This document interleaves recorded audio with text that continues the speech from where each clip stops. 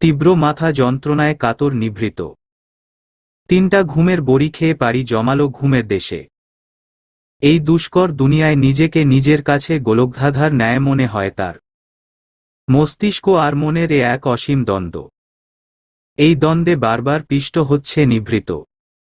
পূর্ব দিগন্তে রক্তিম সূর্য উকি দিয়েছে। চড়ুই কাকের ডাক ভেসে আসছে কানে। মৌন মাথায় কাপড় দিয়ে নিভৃতের ঘরের দরজাটা আস্তে করে খুলে ঘরে ঢুকে। ফজরের নামাজের পর আর ঘুমায়নি সে। নিভৃত খাটে ঘুমে বিভোর। মৌন আলমারির দিকে এগিয়ে যায়। চোখ দুটো তার লালবর্ণ। সারাটা রাত কেঁদেছে। চোখের পানিও বোধহয় শুকিয়ে গিয়েছে এখন। আলমারি খুলে নিজের কালো রঙা ডায়েরিটা বের করে মৌন। ডায়েরির শেষের পাতায় কিছু লাইন লিখে। আল্ট্রাসোনোগ্রাফির রিপোর্টটা খুলে ডায়েরির শেষ পাতায় সেফটিপিনের সহায়তায় লাগিয়ে দেয়। সযত্নে ডায়েরিটা আলমারির ভিতর কাপড়ের ভাঁজে রেখে 2টা কাপড় ব্যাগে ঢুকায় মৌন। গত 4 মাসে 3টা টিউশনি করিয়ে প্রায় 25,000 টাকা জমিয়েছিল তা তুলে নেয় ব্যাগে। কালো রঙের বোরকাটা পরে নিভৃতের মুখপানে চায় মৌন। ভালোবাসার মানুষকে কখনো ঘৃণা করা যায় না, নয়তো মৌন করত। নিভৃত নামক মানুষটাকে মনের সবটা দিয়ে ঘৃণা করত। চোখের কোণায় জমা হয় বেহায়া নোনা জল। মৌন মুছে নেয়। পেটে বাম হাতটা রেখে বিড়বিড় করে, তোমার কি বাবার খুব প্রয়োজন? তোমার মা যদি তোমার বাবার ভূমিকা পালন করে তুমি কি খুব কষ্ট পাবে? উত্তর আসে না। 2 মাসের বাচ্চা কি বুঝে মায়ের দগ্ধ মনের কষ্টে বলা বিক্ষিপ্ত কথার মালা। দুপুর 2টা বাজে। মীরা নিভৃতের ঘরে প্রবেশ করেছেন। নিভৃতকে ঘুমে দেখে অবাক হন তিনি। নিভৃতের শিয়রে বসে ডাকেন, বাবুই বাবুই উঠ। নিভৃত আস্তে আস্তে চোখ মেলে। ঘুমের ঘোর এখনো যায়নি তার। নিজেকে ধাতস্থ করতে অনেকটা সময় কেটে যায়। আজ এত বেলা করে ঘুমুচ্ছিস যে? শরীর খারাপ। মীরা হাত বাড়িয়ে নিভৃতের কপাল ছুঁয়ে দেখেন। তবে জ্বর নেই। তিনি কিছুক্ষণ আগেই বাড়ি ফিরেছেন। সকালে মৌন ফোন করে বলেছিল বাড়ি যাচ্ছে জরুরি কাজে। তিনি গাড়ি নিয়ে যেতে বলেছিলেন। তবে মেয়েটা গাড়ি নেয়নি। আম্মু একটা ব্ল্যাক কফি দিতে বলো তো। মীরা কাঁথা ভাঁজ করছিলেন। কাঁথাটা জায়গামতো রেখে তিনি বললেন, তুই ফ্রেশ হয়ে নে, আমি নিয়ে আসছি। আচ্ছা। নিভৃত ফ্রেশ হয়ে বাইরে বের হতেই অফিস থেকে জরুরি কল আসে। না খেয়েই বেরিয়ে যায় নিভৃত। জরুরি কাজের চিন্তায় কাল রাতের ঘটনা এখনো মস্তিষ্ক স্মরণ করেনি। তাই সব ভুলে বসে আছে সে। 12টা নাগাদ ফরিদপুর পৌঁছেছে মৌন। মর্জিনা মুখটা মলিন করে রেখেছেন। নিতু 6 মাসের গর্ভবতী। শ্বশুর বাড়িতে একটা মোটর সাইকেলের জন্য এখনো অত্যাচার করা হয় তাকে। ভারী ভারী কাজ করানো হয়। তাই নিতুকে বাড়িতে নিয়ে এসেছেন মর্জিনা। তৃপ্ত বাড়িতে নেই। ধানের ব্যবসা দিয়েছে নতুন। সেই সুবাদে নারায়ণগঞ্জ গিয়েছে। আলম সাহেব এখন বেশি চলাচল করতে পারেন না। শরীর নরম হয়ে এসেছে। পরিবারের খরচ এখন রিপ্তের ঘাড়ে। মৌন একটা মোড়া নিয়ে মিঠা রোদের মাঝে বসে আছে। পিছনে বিস্তৃত ধানক্ষেতের শো শো বাতাস। পুষ্পসহ গ্রামের কয়েকটা মেয়ে গোল্লাছুট খেলছে। মৌন একধানে তাদের দেখছে। পাশে গরুর গোবর দিয়ে ঘুঁটে তৈরি করছে রথি। কোমরে শাড়ির আঁচল গুজাতার। মেয়েটা এখন পাক্কা সংসারী। আপা দুলাভাই কখন আসব? রথির প্রশ্নে তার দিকে ফিরে মৌন। কেন? তোর আপা কি একা থাকতে আসতে পারে না? তা না, এমনি বললাম। রথি আবার কাজে মন দেয়। হঠাৎ করেই রথির অদ্ভুত লাগছে। এভাবে মৌন ওর বাড়িতে আসার মানে কি? তাও শ্বশুর বাড়ি না গিয়ে বাবার বাড়ি এলো। রথির মনে ভয় ঢুকে যায়। রিপ্ত অনেক কষ্টে ওর হয়েছে। আবার যদি রিপ্তর মন ঘুরে যায়। শিউরে উঠে রথি। মৌন উদাস ভঙ্গিতে মেয়েদের গোল্লাছুট খেলা দেখছে। রথি অনুধাবন করে তার আপাকে তার বিরক্ত লাগছে, বড্ড বেশি বিরক্ত লাগছে। মর্জিনা রান্নাঘরে লতি কাটছেন। নিতু বলেছিল শুটকি দিয়ে লতি তরকারি খাবে, তাই এই আয়োজন। পাশে বসে নিতু আচার খাচ্ছে। মৌন মায়ের সাথে কথা বলতে এসেছিল। নিতুর আচার খাওয়া দেখে তারও বড্ড ইচ্ছে করছে আচার খেতে।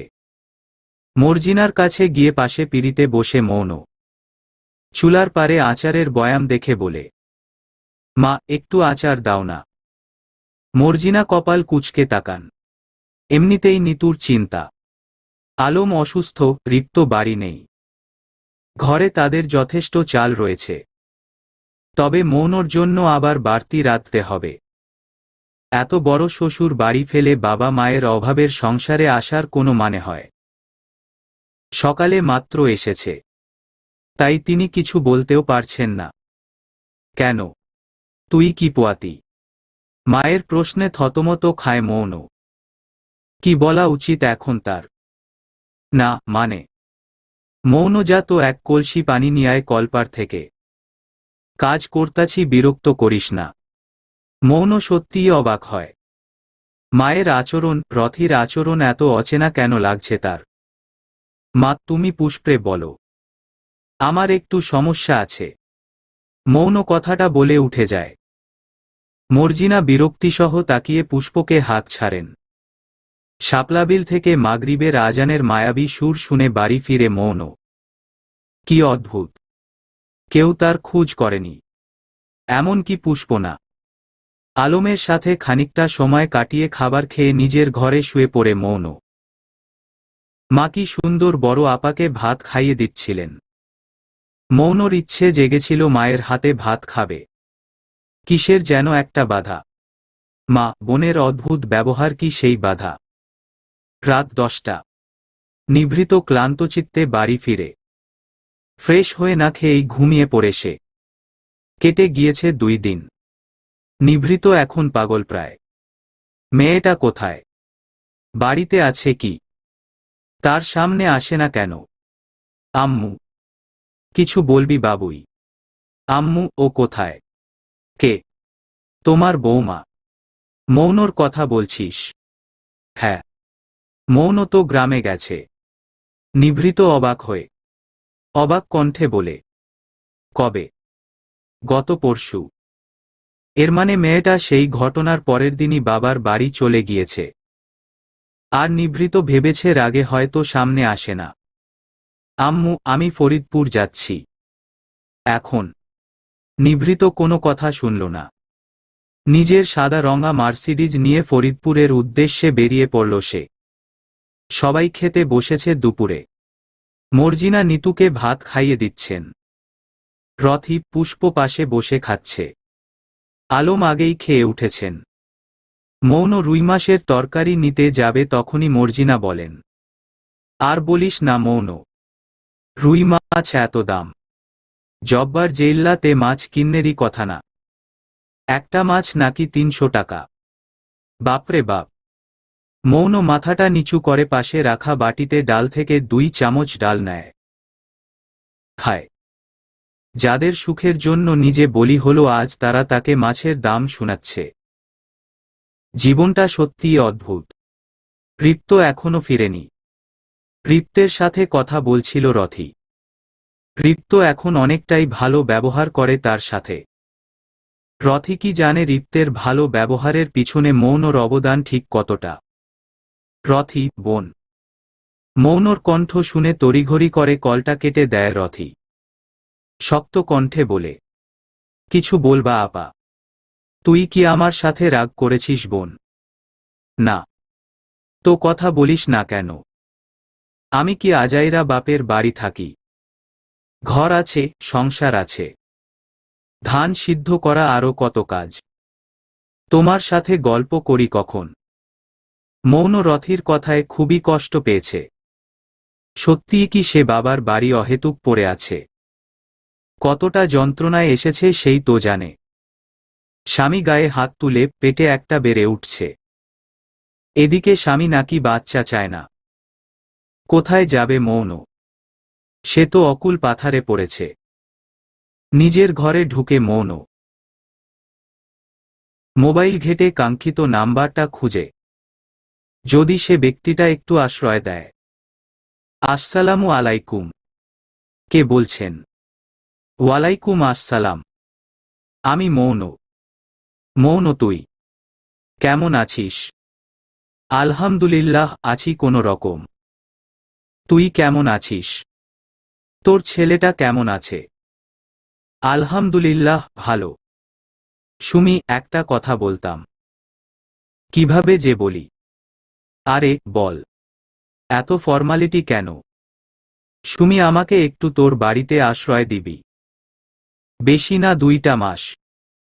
তারপর দেখি কি করা যায়। এই মৌন কি হইছে? ভাইয়ার সাথে কোনো ঝামেলা? সেসব না হয় পরেই শুনবি। আমাকে একটু আশ্রয় দিবি কিনা বল। না হয় একটা ঘর ভাড়া দিস আমাকে। চিন্তা করিস না, টাকা প্রতি মাসে পাবি। একটা থাপ্পড় খাবি বেয়াদব মেয়ে। আমি টাকা চাইছি তোর কাছে। চলে আয় খুলনা, আমি আছি না। মৌন মলিন হাসে। বিপদের সময় পর আপন হয়ে যায়, আর আপন মানুষ পর। আরও কিছু কথা বলে কল কাটে মৌন। খাটে বসে জানালা দিয়ে বাইরে তাকিয়ে জীবন উপলব্ধি করছে সে। সুমির সাথে ফরিদপুর সরকারি কলেজে পড়াকালে পরিচয়। ইন্টার 2 বর্ষ থাকাকালেই বিয়ে হয়ে যায় সুমির। খুবই সখ্যতা ছিল মৌনর সাথে। সুমি পাড়ি জমায় খুলনা। সেদিন নিউমার্কেটে দেখা। সুমির স্বামী উসমান দুবাই প্রবাসী। একটা ছেলে আছে 1 বছরের। শাশুড়ির সাথে খুলনা থাকে। মৌনকে অনেক করে বলেছিল যেতে। মৌন সুযোগটা বিপদে গ্রহণ করল। নিমগাছটায় আজ একটা শালিক পাখি বসে। তার সঙ্গী নেই। উড়ে গেছে কি দূর দূরান্তে। রাত 8টা বাজে। মৌনর বাড়ির সামনে এসে থামল সাদা মার্সিডিজ গাড়িটা। রাস্তায় জ্যামের কারণে নিভৃতের ফরিদপুর পৌঁছাতে দেরি হয়ে গেছে। সাদাটি শার্ট আর ট্রাউজার পরনে নিভৃত। তার ঝাঁকড়া চুলগুলো এলোমেলো, অবিন্যস্ত। ফর্সা মুখমণ্ডল ঘরমাক্ত। উঠানে চেয়ারে বসে আলম পাশের বাড়ির মফিজের সাথে গল্প করছিলেন। নিভৃতকে দেখে হেসে উঠে দাঁড়ালেন। কুশল বিনিময় করলেন অনেকটা সময়। নিভৃতের ছটফটানি বেড়ে চলেছে দ্বিগুণ থেকে দ্বিগুণ হারে। লজ্জার মাথা খেয়ে বলেই ফেলল, আঙ্কেল, মৌন কোথায়? মৌন ওর ঘরে। যাও আব্বা, তুমিও যাও। হাতমুখ ধুয়ে বিশ্রাম নেও। অনেকটা পথ আসছ। বাড়ির সবাই নিভৃতকে দেখে উচ্ছ্বসিত। রথির মনে হচ্ছে আপদ বিদায় হবে, আর মর্জিনা ভাবছেন ঘরের চাল বাঁচবে। মৌন খাটে বসে পেটে হাত বুলাচ্ছে। কত কথা জমে আছে তার মনে। সবকিছুর বিচার দিচ্ছে 2 মাসের বাবুটাকে। বেশ লাগছে তার। মৌন। এই প্রথম প্রিয় মানুষটার মুখে নিজের নাম শুনে থমকে যায় মৌন। মাথা উঁচিয়ে সামনে তাকায় সে। এলোমেলো, বিধ্বস্ত নিভৃত দাঁড়িয়ে। আস্তে আস্তে এগিয়ে আসছে তার দিকে। নিভৃত ধপ করে ফ্লোরে হাঁটু ভর দিয়ে বসে পড়ে। মাথা নিচু করে মুখটা চেপে ধরে রাখে অনেকটা সময়। অতঃপর লালবর্ণ চোখ নিয়ে তাকায় মৌনর মুখপানে। নিভৃতের চোখে একরাশ অসহায়ত্ব। মৌন মুখ ফিরিয়ে অন্যদিকে তাকাল। নিজের সিদ্ধান্তে অটল থাকার দৃঢ় প্রতিজ্ঞ সে। নিভৃত টলমলে পায়ে মৌনর পাশে এসে বসল। কাপা কাপা হাতে মৌনের মুখটা স্পর্শ করার চেষ্টা করল। তবে মৌন তা হতে দিল না। সরিয়ে দিল নিভৃতের হাত। এই মেয়ে, আই এম সরি। মৌন অপরদিকে নিশ্চল তাকিয়ে আছে। নিভৃতের কোনো কথাই তার কানে বাজছে না। নিভৃত হাতটা ধরতে গেলে মৌন সরিয়ে নেয় নিজের হাত। সিক্ত অথচ শক্ত কণ্ঠে বলে, অধিকার ফলাতে এসেছেন। নিন, আমি উন্মুক্ত করে দিলাম নিজেকে। নিজের চাহিদা মিটিয়ে বেরিয়ে যান। এই এসব কি বলছো তুমি? কেন শুনতে পাচ্ছেন না? আপনাদের সবার হাতের পুতুল তো আমি। একবার খেলবেন আবার ছুঁড়ে ফেলবেন, আবার ইচ্ছে হলে উঠাবেন, ইচ্ছে না হলে পায়ে পিষে ফেলবেন। প্লিজ মৌন। আমি সরি বলছি তো। বাসায় চলো। একদম আমার নাম মুখে নিবেন না। একটা বছর সংসার নামের ছেলেখেলা করেছি তখন তো আমার নাম ধরে ডাকেননি। আজ কেন? নাকি আমাকে মেরে আপনার স্বাদ মেটেনি? মারতে এসেছেন, মারতে পারেন, আমি কিছু বলবো না। আমার বাড়ির লোকগুলো না বড্ড স্বার্থপর, তারাও আপনাকে বাধা দিবে না। নিভৃত আবার মৌনর হাতটা ছুঁতে চায়, তবে মৌন এবারেও নিজের হাত সরিয়ে নিয়েছে। নিভৃত অসহায় ভঙ্গিতে চেয়ে আছে কেবল। মৌন উঠে জানালার ধারে গিয়ে দাঁড়ায়। সবাই পেয়েছেটা কি? যে যেভাবে পারছে সে সেভাবে ব্যবহার করে যাচ্ছে তাকে। তার কি কোনো আত্মসম্মান নেই? নিভৃতের এই দ্বিমুখী জটিল ব্যবহার আর কতদিন সহ্য করবে মৌন? নিভৃত মৌনর পিছনে এসে দাঁড়িয়েছে। মৌন হালকা কণ্ঠে বলল, আপনি চলে যান নিভৃত, আমি আর ফিরব না। আমি আপনার আর রুহানি আপুর মাঝে একটা কাটা। আমি নিজে থেকে সরে আসলাম নিভৃত। আপনি চলে যান, আমি ক্ষমা চাচ্ছি তো। আর এমন হবে না, প্লিজ চলো। আপনি এই মুহূর্তে চলে যাবেন নিভৃত, নয়তো আমার মরামুখ দেখবেন আপনি। মৌন। নিভৃত রাগে অভিমানে বেরিয়ে যায় ঘর থেকে। মর্জিনা, রথি বাইরে কান পেতেছিলেন। তারা শত ডেকেও নিভৃতকে আটকাতে পারেনি। মৌনকে ইচ্ছে মতো কথা শুনালেন মর্জিনা। মৌন টু শব্দটি করেনি, কেবল নিচের দিকে তাকিয়ে মলিন হেসেছে। মনে মনে বিড়বিড় করেছে, তুমি কিন্তু আমার গর্ভধারিণী ছিলে মা। নিজের ঘরে গিয়ে ঠাস করে দরজা লাগিয়ে দিয়েছে নিভৃত। আশেপাশে যা ছিল সব ভেঙে গুড়িয়ে দিচ্ছে সে। বাড়ির মানুষ সবাই অবাক নিভৃতের ব্যবহারে। রুমি ফোন দিয়ে সব জানায় মীরাকে। মীরা নিভৃত কিংবা মৌন কাউকেই ফোনে পাচ্ছেন না। কিছু একটা ঝামেলা হয়েছে তিনি ঠিক বুঝতে পারছেন। তবে রাত অনেক। নাজমুল এমনতেই অসুস্থ। ঘুমের ঔষধ খেয়ে ঘুমিয়েছেন। শত ইচ্ছা সত্ত্বেও ফরিদপুর ছুটে আসতে পারেননি তিনি। পাখির কিচিরমিচির ডাকে ঘুম ভাঙে পুষ্পর। পাশে তাকিয়ে মৌনকে খুঁজে পায়নি সে। ভালোভাবে আশেপাশে তাকিয়ে দেখে কোথাও নেই তার আপা। হঠাৎ চোখ যায় টেবিলের উপরে। একটা চিঠি আর 1000 টাকার নোট চাপা দেওয়া। চিঠিটা ধরে কিছু লাইন পড়ে চিৎকার করে মাকে ডাকে পুষ্প। পুষ্পের চিৎকার রথি, নিতু, মর্জিনা ছুটে আসেন। এই চেঁচাচ্ছিস কেন তুই? মা, আপা চলে গেছে। মর্জিনা যেন খুশি হয়ে যান মুহূর্তে। হেসে বলেন, ভালোই তো হইছে, জামাইবাড়িই তো মায়াগো আসল বাড়ি। মা, আপা দুলাইভাইদের বাড়ি যায় নাই? তাইলে? পুষ্প চিঠিটা পড়া আরম্ভ করেছে। মা, আমি চলে যাচ্ছি। তোমার আপদ বিদায় হচ্ছে মা। অনেক কষ্ট আর বুক ভরা যন্ত্রণা নিয়ে তোমার কাছে আসছিলাম মা।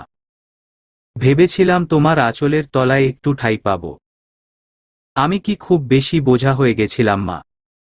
কতটা যন্ত্রণা, ঠিক কতটা কষ্ট নিয়ে আমি এসেছি তুমি যদি জানতে মা। 1000 টাকা রেখে গেছি মা। আশা করি আমরা 3 দিনে এর চেয়ে বেশি খাইনি।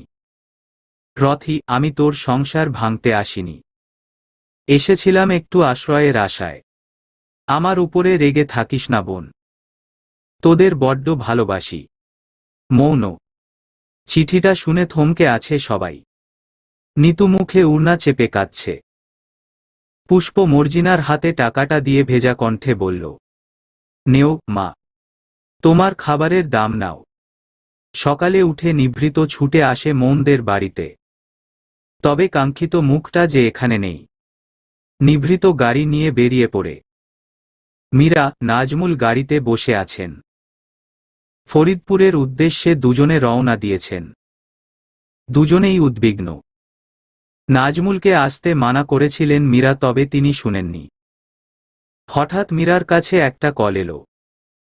হ্যালো, ফরিদপুর হাইওয়েতে একটা গাড়ি অ্যাক্সিডেন্ট করেছে। ছেলেটার অবস্থা ভালো না। আমরা ফরিদপুর জেনারেল হাসপাতালে নিয়ে যাচ্ছি। আপনি যেই হন উনার পরিবারকে একটু জানিয়ে দিবেন। ইমার্জেন্সি কলে আপনার নাম্বারটা পেয়েছি। হাত থেকে মোবাইলটা নিচে পড়ে গেল মীরার। তিনি বাবুই বলে এক চিৎকার দিলেন। পাশ থেকে নাজমুল বলে যাচ্ছেন, এই কি হয়েছে? কি হয়েছে? মোল্লা ভাই, গাড়ি ঘুরান, ফরিদপুর জেনারেল হাসপাতালে নিয়ে চলেন, চিৎকারে করে বলেন মীরা। নাজমুল আতঙ্কিত গলায় জিজ্ঞেস করেন, কি হয়েছে মীরা? হাসপাতালে কেন? আমার বাবুই অ্যাক্সিডেন্ট করেছে নাজমুল। আমার বাবুইয়ের কিছু হলে আমি মরে যাব নাজমুল, একদম মরে যাব। স্বামীর বুকে আছড়ে পড়েন মীরা। নাজমুলের চোখের কোণ ঘেঁষে বেয়ে পড়ে নোনা জল। ফরিদপুর জেনারেল হাসপাতালে নিভৃতকে রাখা হয়নি। মীরা, নাজমুল পাগলের মতো খুঁজে বের করেন নিভৃতকে। নিভৃতের ঘাড়ের একটা হাড় ভেঙে গেছে। মাথায়, হাত পায়ে ভয়ানক জখম। তাকে তৎক্ষণাৎ অ্যাম্বুলেন্স করে পাঠানো হয় ঢাকা মেডিকেল কলেজ হাসপাতালে। মীরা উদ্ভ্রান্তের মতো কান্নাকাটি করছেন। নাজমুল স্ত্রীকে আগলিয়ে রেখেছেন সবটা দিয়ে। অপারেশন শুরু হয়ে গেছে। নিভৃত এখন ওটিতে। রিপ্তের হাতে ঠাস করে একটা থাপ্পড় পড়ল রথির গালে। বিকালে বাড়ি ফিরে সবটা সে পুষ্পের মুখে শুনেছে। রাগে কপালের রগগুলো প্রতিনিয়ত উঠানামা করছে তার। লালবর্ণ ধারণ করেছে তার মুখ। কেউ তাকে আটকিয়ে রাখতে পারছে না। পাশ থেকে একটা ঝাড়ু তুলে নেয় সে রথিকে আঘাত করতে। রাগে হিতাহিত জ্ঞানশূন্য হয়ে পড়েছে রিপ্ত। মর্জিনা এতক্ষণ আঁচলে মুখ ঢেকে কাঁদছিলেন। এবার তিনি দৌড়ে এসে রিপ্তের হাত ধরলেন। মাফ কইরা দে রিপ্ত, এবারের মতো মাফ কইরা দে, তোর দুইডা পায়ে ধরি বলে মর্জিনা রিপ্তের পায়ে ধরতে গেলে রিপ্ত পা সরিয়ে নেয়। রথি উঠানের মাটিতে পড়ে আছে। আর পাপ বাড়াইয়েন না চাচি, নিজে পাপি হইছেন, আমারে আর পাপি বানাইয়েন না। মর্জিনা পাশে দাঁড়িয়ে কাঁদেন। আফসোস হয় তার, যদি মেয়েটাকে একটু বুঝতেন। এখন আর কান্দেন কেড়ে? একটু আশ্রয়ের আশায় আসছিল মেয়েটা, আর আপনার আছি। এমন মা থাকনের চেয়ে না থাকা ভালো। ছি চাচি ছি। আর চাচা আপনে, আপনারে আমি কি কমু? যে লোক মায়া বেইচা খায় তারে আমি কি কমু চাচা? আলম মাথা নিচু করে দাঁড়িয়ে আছেন। ঘরে কি চলছিল তিনি ঘুণাক্ষরেও টের পাননি। রিপ্ত আবার তেরে যেতে চায় রথির দিকে। তবে রিপ্তের বন্ধু মামুন তাকে ধরে ফেলে। রথি ভয় গুটিয়ে পাশে শশা টালের সাথে মিশে যাচ্ছে যেন। তোরে আমি তালাক দিতাম, খালি ওয়াদাবদ্ধ দেইখা। যার কারণে তোর লগে ঘর বাঁধলাম তারেই তুই কথা শুনাইলি। তোর মতন স্বার্থপর আর নাই রে রথি, আর নাই। রথিরে আল্লাহর কসম তোরে আমি খুন করতাম একটা বাধা যদি না থাকত। চাচি, খাইলে না হয় আমার টাকায় খাইতো, আমি আবার আনতাম। এমন না করলেও পারতেন চাচি। এতটা স্বার্থপর কেমনে হইলেন চাচি? মামুনকে ছাড়িয়ে বাড়ি থেকে বেরিয়ে যায় রিপ্ত। যার সুখের জন্য সব করল সেই নাকি অসুখী। নিভৃতের জ্ঞান ফিরল আজ। প্রায় ৪৮ ঘণ্টা অচেতন ছিল সে। আইসিইউতে রাখা হয়েছিল তাকে। ডাক্তার কেবিনে স্থানান্তরের নির্দেশ দেন। সাদা বেডটায় মুখে অক্সিজেন, হাতে স্যালাইন লাগানো অবস্থায় পড়ে আছে নিভৃতের নিথর দেহ। সাদাবর্ণের মুখ ফ্যাকাশে হয়ে আছে। মাথায় সেলাই পড়েছে ৪টা, একপাশ থেকে চুল কেটে ফেলা হয়েছে। শিয়েরে বসে আছেন মীরা। চোখের অশ্রু ফুরিয়ে গেছে যেন। পাণ্ডুর মুখ। নাজমুলও পাশে বসে আছেন। মাঝে হাই প্রেশারের কারণে একদিন বেড রেস্টে থাকতে হয়েছিল তাকে। নিভৃত হালকা করে ঠোঁট নাড়ায়। কিছুই বোঝা যাচ্ছে না। খুলে হাত দিয়ে গড়গড় করে রক্ত ঝরিয়েছে। তবে কাঙ্ক্ষিত মুখটাকে কেউ এনে দেয়নি কেন? সময় গেলে যে সাধন হয় না। আজ বাড়িতে নিয়ে আসা হয়েছে নিভৃতকে। সে এখন পাগল প্রায়। রুহানির মৃত্যুর পরেও এতটা পাগল সে হয়নি। হয়তো পেয়েও দ্বিতীয়বার হারিয়ে ফেলার শোকে। এ কেমন মায়া, এ কেমন বন্ধনের জোর। খুঁড়িয়ে ঘরে ঢুকে নিভৃত নরম গলায় ডাকে, এই মৌন, তুমি কি বারান্দায়? এই মেয়ে আসো, দেখো আর মারব না তোমায়, আর বকব না। মৌন আসে না। নিভৃত চিৎকার করে বসে পড়ে ঘরের মেঝেতে। চোয়াল ঝুলে পড়েছে তার। দাড়িগুলো বড় হয়েছে অনেকটা। মীরা পাশে দাঁড়িয়ে কাঁদেন।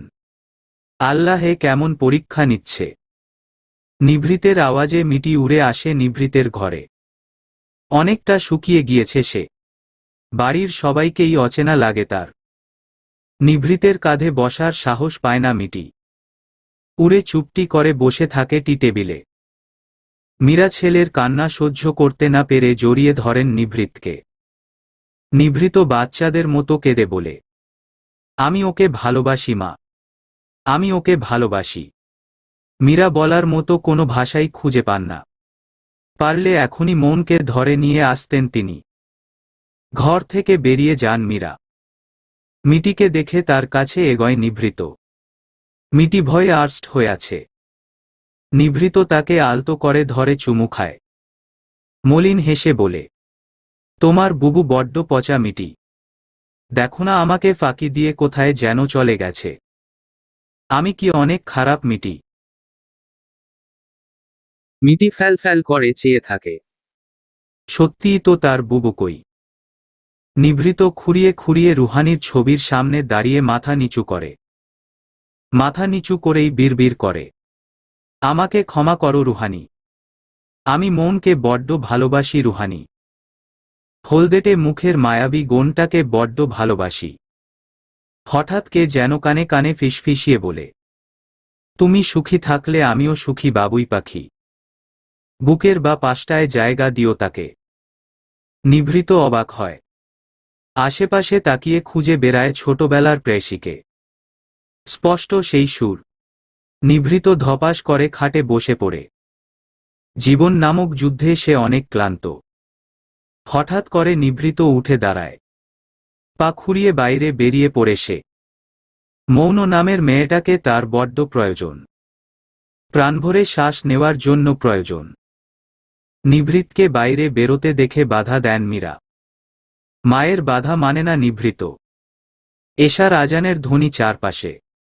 কি মায়াবী সে ধ্বনি। নিভৃত গাড়ি থামিয়ে মসজিদে ঢুকে পড়ে। নামাজে বসে দুহাত তুলে আল্লাহর কাছে প্রিয় মানুষটাকে চায় নিভৃত। মাথার কাঁচা সেলাইয়ে টান পোড়ায় রক্ত ঝরে পড়ছে। মোনাজাতরত অবস্থায় জ্ঞান হারায় নিভৃত। বিশাল বড় পূর্ণিমার চাঁদ আকাশে। জানালা দিয়ে বাইরে তাকালে দিগন্ত বিস্তৃত মাঠ। মৃদু বাতাস বইছে। চাঁদের দিকে তাকিয়ে মেয়েটা বলে, রাজপুত্র ও রাজপুত্র, তোমায় ভালোবাসি, খুব ভালোবাসি। তোমার উপর রাগ করে ঘৃণা করে যে থাকতে পারি না আমি। পুচকোটা তোমায় খুঁজে রাজপুত্র। কেন আমাকে ভালোবাসলে না রাজপুত্র? আমি মেয়েটা কি খুব খারাপ? তোমার বুকে একটু জায়গাই তো চেয়েছিলাম কেবল। কথাটা বলে মেয়েটা পেটে হাত বুলায়। কিছুক্ষণ আগের বলা কথায় নিজের উপর রাগ হয় তার। পেটে হাত রেখে মেয়েটা আবার বলে, তোমার বাবা তো তোমায় চায় না সোনা। কেন এত চাচ্ছ তাকে? আমি তোমার বাবা আর আমিই তোমার মা। আদৌ কি তাই? 2.5 মাসের বাচ্চাটা কি পেটে থেকে এসব বুঝে? নাকি মেয়েটার মনের কোণে ঘুরে বেড়ানো সুপ্ত ইচ্ছে? প্রিয় মানুষটাকে কাছে পাওয়ার। রিপ্ত শাপলা বিলের পাশে বসে একটানা সিগারেট টানছে। একটার পর একটা। চোখ দুটো লালবর্ণ তার। আজ প্রায় 15 দিন মৌন নিখোঁজ। কোথাও খুঁজে পাওয়া যায়নি তাকে। রিপ্ত সামনে তাকিয়ে আছে। কালচে সবুজ পানির রং। রিপ্তের চোখ দুটো হঠাৎ অশ্রুতে ভরে গেছে। নীল শার্টের হাতায় চোখ মুছে রিপ্ত। মৌনি রে, তুই কই গেলি মৌনি? কাচের ল্যাম্পটা নিচে পড়ে ভেঙে গেল। একে একে আসবাবপত্র সব ফ্লোরে ছুঁড়ছে নিভৃত। গত 2 দিন যাবৎ তাকে ঘরে আটকে রাখা হয়েছে। নিভৃত দরজার কাছে এগিয়ে গিয়ে জোরে জোরে দরজায় আঘাত করে। আম্মু, দরজাটা খুলে দেও প্লিজ আম্মু, আল্লাহর দোহায় লাগে আম্মু। মীরা বাইরে বসে আছেন। দেয়ালে মাথা দিয়ে চোখ বন্ধ করেন তিনি। ছেলের এমন দশায় তিনি বড্ড ভেঙে পড়েছেন। ও আম্মু, আম্মু গো, আমি শ্বাস নিতে পারছি না তো। একটাবার, খালি একটাবার আমার মনটাকে এনে দাও না আম্মু। কোনো জবাব না পেয়ে নিভৃত ধপাস করে বসে পড়ে। বুকটা জ্বালা করছে, ভীষণ জ্বালা করছে।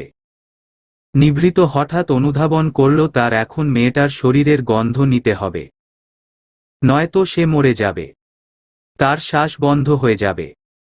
নিভৃত দৌড়ে আলমারির কাছে যায়। পায়ে ভাঙা ল্যাম্পের কাঁচ ফুটেছে, সেসব খেয়াল নেই তার। আলমারিতে মৌনের কাভার্ডে হাত বাড়ায়। একটা শাড়ি যদি পাওয়া যায়, একটু ঘ্রাণ যদি নেওয়া যায়।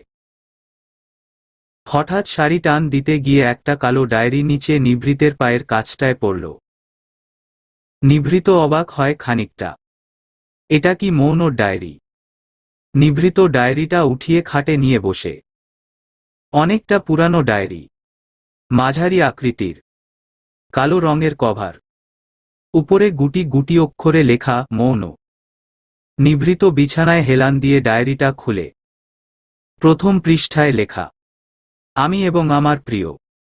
নিভৃত অনুধাবন করল সে ঘামছে, বড্ড ঘামছে। তবে কি মৌনর মনে অন্য কারো বসবাস? নিভৃত মনের কোণে প্রশ্ন জাগে, কে মৌনর প্রিয়? নিভৃত ডায়েরিটা ফেলে দেয়। মাথা চেপে ধরে বসে থাকে অনেকটা সময়। তার মনটা যে বড়ই দুর্বল। অন্য কারো সাথে মৌনর সম্পৃক্ততা নিভৃত একদম মেনে নিতে পারবে না। নিভৃতের শরীর শুকিয়ে গেছে, সারা মুখে দাড়ি ভর্তি, চোখের নিচে কালো দাগ। কিছুক্ষণ থম মেরে বসে থেকে উঠে দাঁড়ায় নিভৃত। ডায়েরিটা উঠায় পাশ থেকে। তাকে যে জানতে হবেই। দ্বিতীয় পৃষ্ঠায় কিছুই লেখা নেই। আবার পৃষ্ঠা উল্টালো নিভৃত। তার কপালের পাশ দিয়ে সূক্ষ্ম একটা ঘামের রেখা দেখা যাচ্ছে।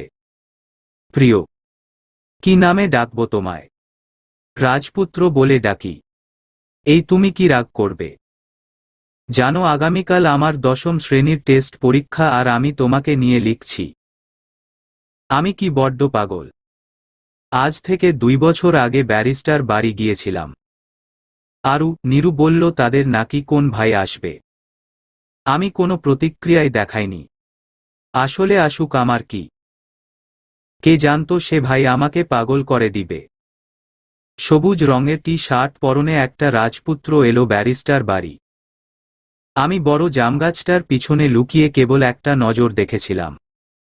বিশ্বাস করো, আমার বেহায়া চোখ আটকে গেল তোমাতে। আমার হৃৎপিণ্ডটা ধুকপুক ধুকপুক আওয়াজ করতে লাগল। আমি চেপে ধরলাম বা পাশটা। লোকে আওয়াজ শুনে ফেললে কি লজ্জা, কি লজ্জা। নিভৃত হঠাৎই মুচকি হাসে। মৌন এত ছেলেমানুষ, পোড়ায় মনোযোগ দেয় সে। কতবার চেষ্টা করলাম, তোমার সামনে যাব, তোমাকে প্রাণভরে দেখব। আমি পারিনি। কেন পারিনি কে জানে। তারপর তুমি চলে গেলে। কেন চলে গেলে? আমার ভিতরটা যে খা খা করে রাজপুত্র। আর কিছু লেখা নেই। নিভৃত পৃষ্ঠা উল্টায়। কেবল লেখা, রাজপুত্র ভালোবাসি। আমার স্বপ্নে রোজ এসে জ্বালানোটা কি খুব প্রয়োজন? পচা রাজপুত্র। প্রিয়, জানো আজ প্রায় 2টা বছর তোমায় দেখি না। এ কেমন জ্বালা দিয়ে গেলে আমায়। আমার কিশোরী মনে এখন আবেগ।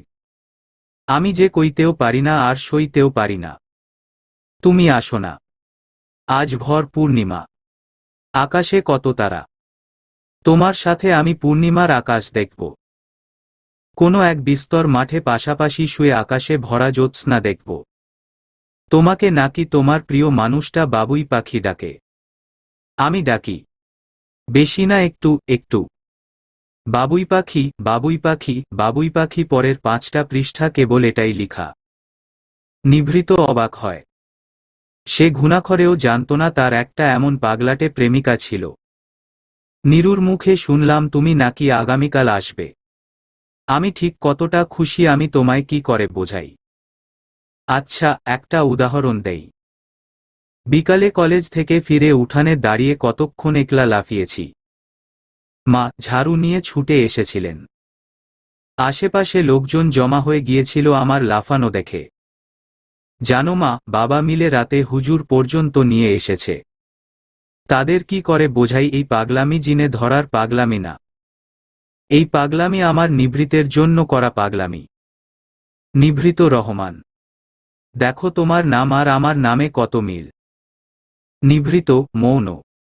দুজনের নামের অর্থই নীরবতা। আজ পহেলা বৈশাখ। জানো, আজ আমি লাল পাড়ে সাদা শাড়ি পরেছি, পায়ে আলতা দিয়েছি, হাতে কাচের চুড়ি পরেছি। তুমি আজ আসবে। তোমায় আমি মনের কথা বলবো, খুব করে বলবো। এই যে দেখেন নিভৃত, আমি কিন্তু আপনার পাগলাটে প্রেমিকা। আচ্ছা, আমি কি খুব বেহায়া? তোমার ভালোবাসার মানুষ আছে শুনেও আমি এতটা বেহায়া কি করে হতে পারি? থাক থাক না কিছু অজানা, যা কেবল আমি জানব। মীরা আন্টি কি কিছু বুঝে গেল? আমি বারে বারে তোমার ঘরে উকি দেই। একদিন তো হাতে নাতে ধরেও ফেলেছিল, আমি দৌড়ে প্রাণ বাঁচিয়েছি। পরের পৃষ্ঠাগুলো ফাঁকা, নিভৃত আরও পৃষ্ঠা উল্টায়। তোমার নাকি বিয়ে হয়ে গেছে। রুহানি আপু খুব সুন্দরী, বেশ মানিয়েছে তোমাদের। সেদিন তোমাদের বাড়ি ছুটে গিয়েছিলাম। মীরা আন্টিকে সামনে পেয়ে লাজ লজ্জার মাথা খেয়ে জিজ্ঞেস করেই ফেললাম, তুমি কই?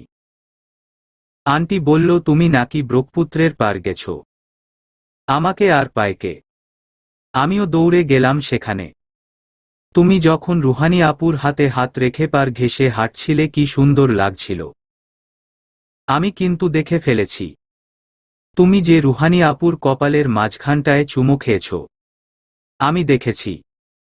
ফিরে আসার সময় দেখলাম আমি হাঁটছি আর মাটি লাল হচ্ছে। আমার পায়ের ছাপ বসছে মাটিতে। জুতা খুলে দেখি একটা বড় কাটা ফুটেছে। গলগল করে রক্ত পড়ছে। এই রক্তক্ষরণ আমি বন্ধ করলাম। তবে আমার হৃদয়ের রক্তক্ষরণ। তোমার সাথে নাকি আমার বিয়ে। আমি এমনটা কখনো চাইনি। বিশ্বাস করো রাজপুত্র, আমি এটা চাইনি। পরের পৃষ্ঠাগুলো সাদা। নিভৃত উদ্ভ্রান্তের মতো পৃষ্ঠা উল্টায়। আমার খুব কষ্ট হয় নিভৃত। আমার সাথে কেন এমন করো তুমি? রাজপুত্র ও রাজপুত্র, ভালোবাসি তোমায়। আমাকে কি খুব ঝগড়াটে ভাবো তুমি? এই যে রাজপুত্র, আমি কিন্তু মোটেও ঝগড়াটে নই। আজ আমরা প্রথম মিলিত হয়েছি। আমার শত চিৎকার আর্তনাদ শুনোনি তুমি। আর দোষটা তুমি আমার দিলে নিভৃত।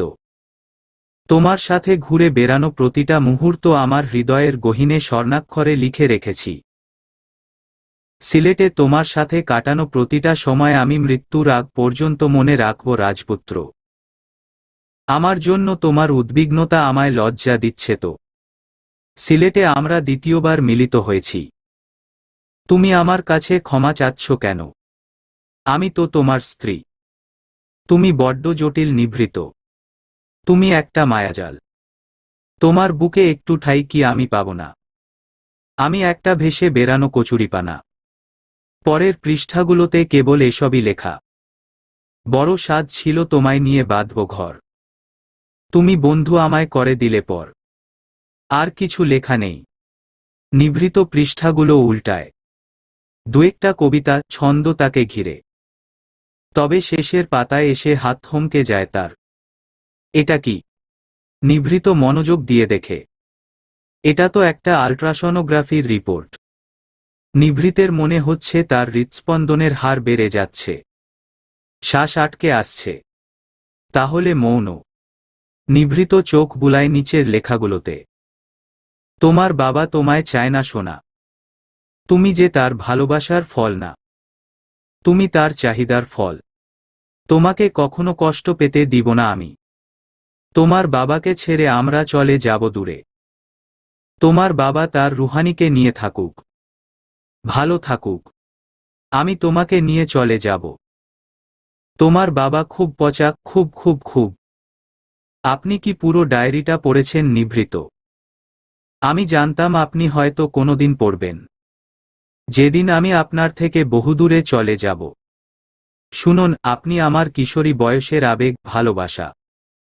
দীর্ঘ 5.5 বছর আপনার জন্য জ্বলেছি। বিয়ের পর তা বেড়েছে দ্বিগুণ হারে। আপনি একটা স্বার্থপর নিভৃত। আপনাকে আমি ভালোবাসি, তাই হয়তো ঘৃণা করতে পারবো না। নয়তো আমি আপনাকে ঘৃণা করতাম নিভৃত, অনেক ঘৃণা করতাম। নিভৃতের হাত থেকে ডায়েরিটা খসে পড়ে। বাইরে ঝড় শুরু হয়েছে, এত তীব্র ঝড়, আমগাছের মগডালটা ভেঙে ধরণী কাঁপানো আওয়াজ হল। নিভৃতের সেদিকে খেয়াল নেই। সে স্তব্ধ, হতভম্ব, নিথর, নিশ্চল।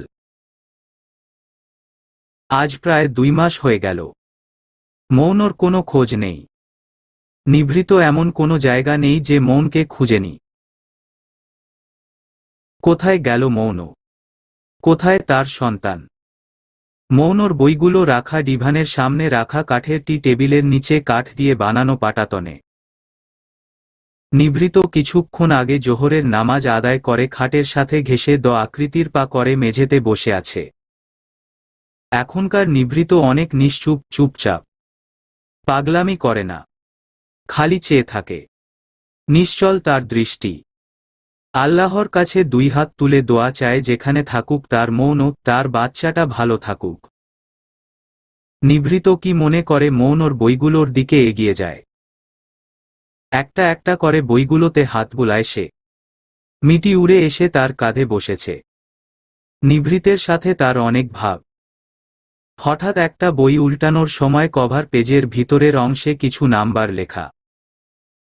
উপরে লেখা, বান্ধবীরা 1-2 দিয়ে প্রায় 7 জনের মতো মেয়েদের নাম্বার লেখা। এদের মধ্যে 5 জনের সাথে নিভৃতের কথা হয়েছে। নাম দেখে চিনে ফেলল নিভৃত। তবে 2 জনকে চিনে না সে। একজনের নাম লেখা সুমি, অপরজনের দোলা। নিভৃত খাটের উপর থেকে মোবাইলটা তুলে নিয়ে দোলার নাম্বারে কল লাগায়। হ্যালো, আসসালামু আলাইকুম। কে? ওয়ালাইকুম আসসালাম। আমি নিভৃত রহমান বলছি। জি, বলুন। মৌন কি আপনার কাছে? কে মৌন?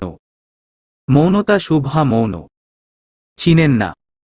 ওহ, আপনি মৌনতার কথা বলছেন। কিন্তু ওর সাথে তো আমার দেখা হয় না প্রায় 4 বছর। সত্যি করে বলুন, মৌন আপনার কাছে নেই? আরে কি আশ্চর্য! আমি মিথ্যা বলবো কেন? হতাশ হয় নিভৃত। হতাশ কণ্ঠে বলে, আপনার কাছে যদি যায়, দয়া করে আমাকে জানাবেন। আপনি কে? মৌনর হাজবেন্ড।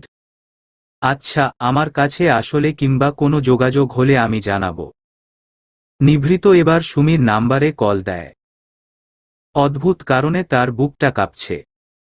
হৃৎস্পন্দনের হার বেড়ে গেছে নাকি? কল রিসিভ হলে নিভৃত জিজ্ঞেস করে, হ্যালো? ওই পাশটা নিশ্চুপ।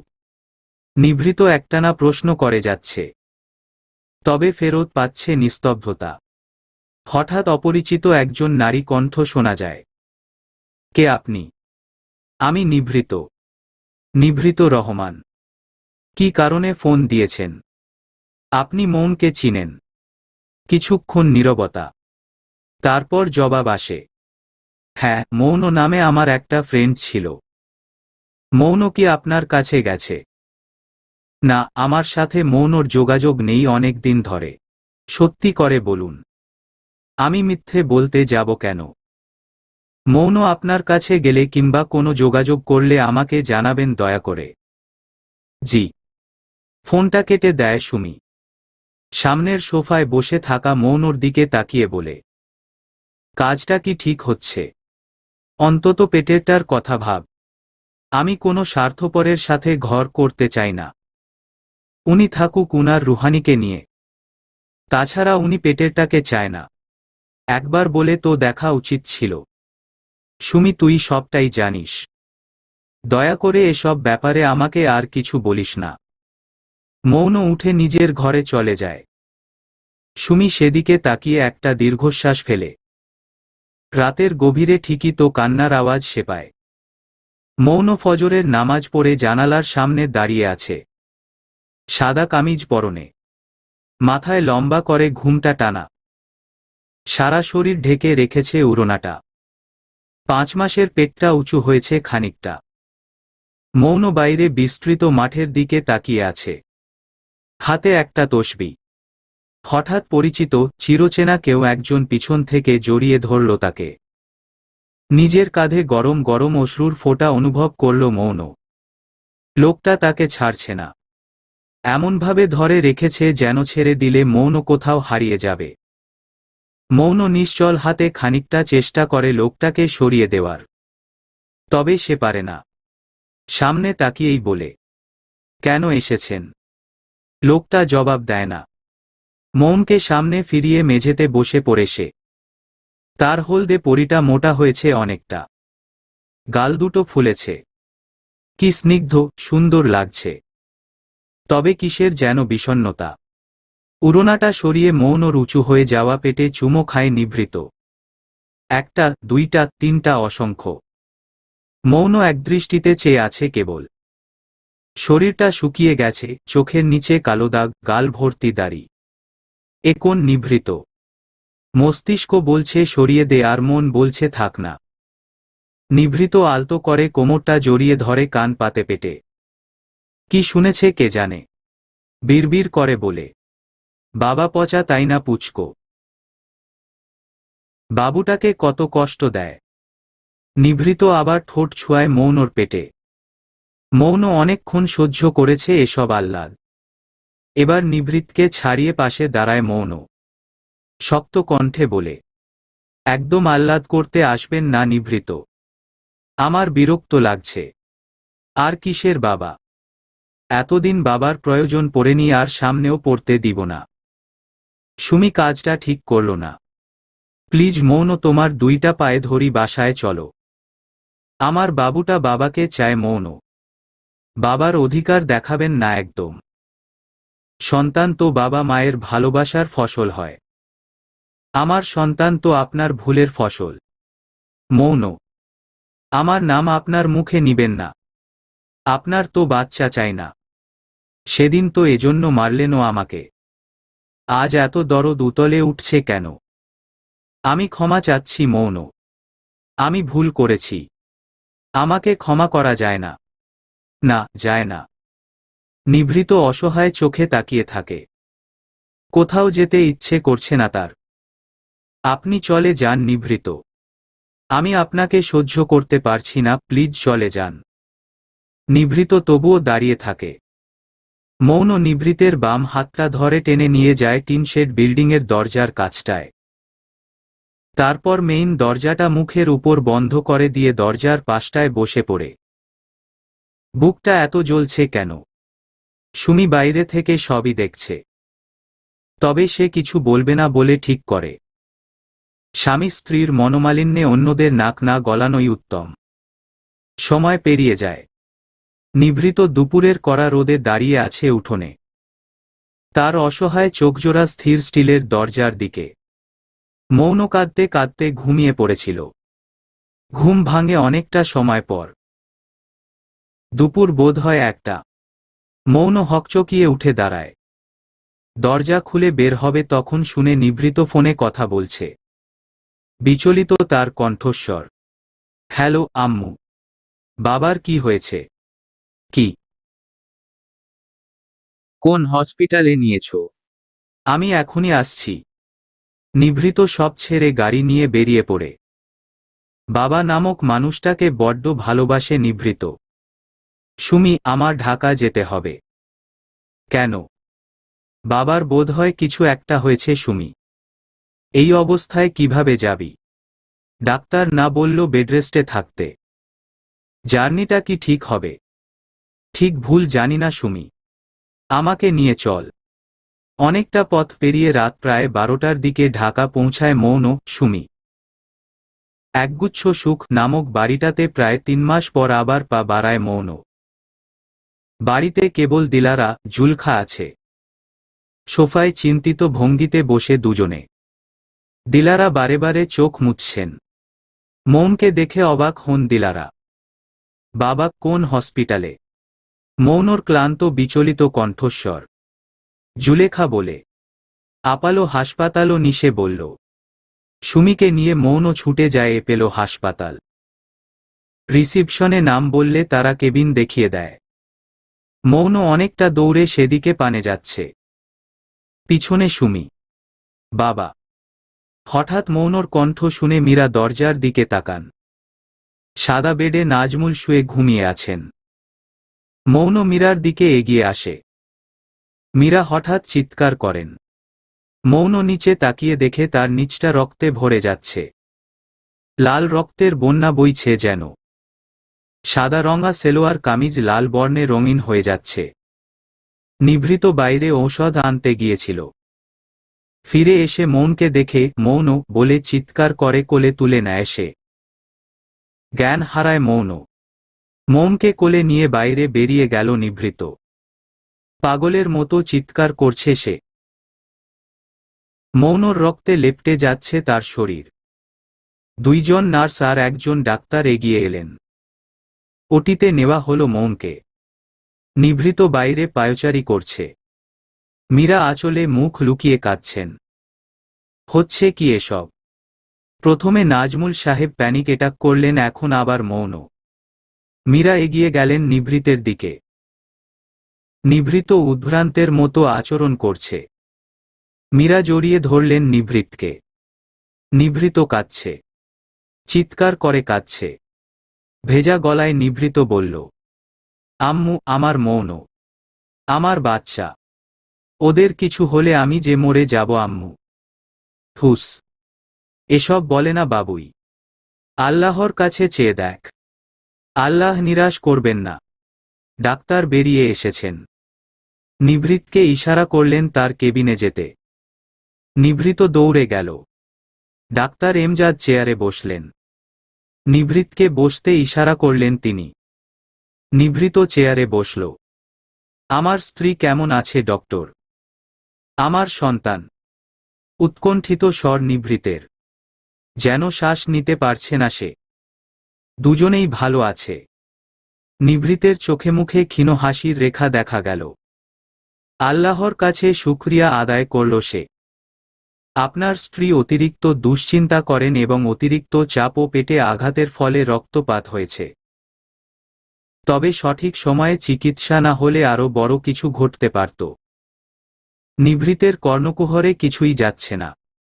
সে ছটফট করছে কখন মৌনর কাছে যাবে। ডাক্তার এমজাদ আগে থেকেই নিভৃতকে চিনেন। তিনি গলার স্বরটা একটু গম্ভীর করে বললেন, মি। নিভৃত, জি। অনেক সময় আঘাত বা পানি বেশি থাকার কারণে প্লাসেন্টা বা গর্ভফুল সময়ের আগেই জরায়ু থেকে সরে আসে। এটা বেশ ঝুঁকিপূর্ণ বিষয়, যাকে বলে প্লাসেন্টাল অ্যাবরাপশন, যা মারাত্মক ঝুঁকিপূর্ণ একটি বিষয় বটে।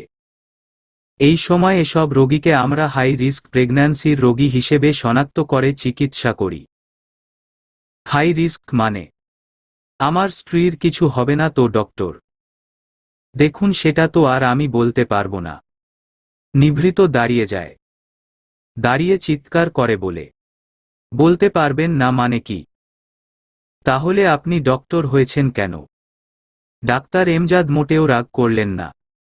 তার ক্যারিয়ারে এমন অনেক পাগলাটে স্বামী, পরিবারের সদস্য তিনি দেখছেন। একদিন তো একজন তার কলার পর্যন্ত ধরেছিল। মাথা ঠান্ডা করে বসুন মি।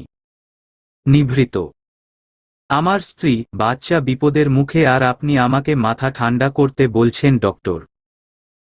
দেখুন মি। নিভৃত, আপনি আমার কথাটা ঠিক বুঝতে পারেননি বোধহয়।